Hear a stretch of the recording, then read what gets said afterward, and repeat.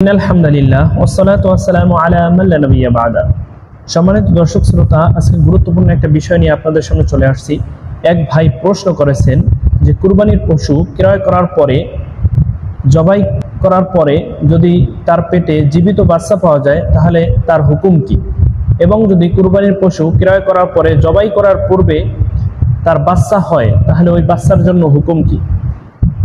এই প্রশ্নটির উত্তর হলো, যদি কুরবানির পশু জবাই করার পরে তার পেটে জীবিত বাচ্চা পাওয়া যায় তাহলে ওই বাচ্চাটিকেও জবাই করে তার গোশত খেতে পারবে এবং সদাকা করতে পারবে।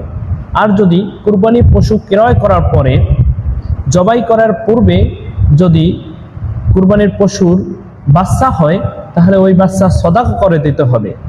আর যদি চায় ওই বাচ্চাও জবাই করতে পারবে, তার গোশত খেতে পারবে, ওই বাচ্চার সমমূল্য পরিমাণ টাকা সদাকা করে দিতে হবে। খুতবাতুল ফাতোয়া 4 নম্বর অধ্যায়ের 322 নম্বর প্রশ্নের উত্তর, এবং ফাতোয়া হিন্দিয়া 5 নম্বর অধ্যায়ের 301 নম্বর উত্তর। দর্শক শ্রোতা, আশা করি আপনার প্রশ্নের যথাযথ উত্তর আপনি পেয়েছেন। আসসালামু আলাইকুম ওয়া রাহমাতুল্লাহ।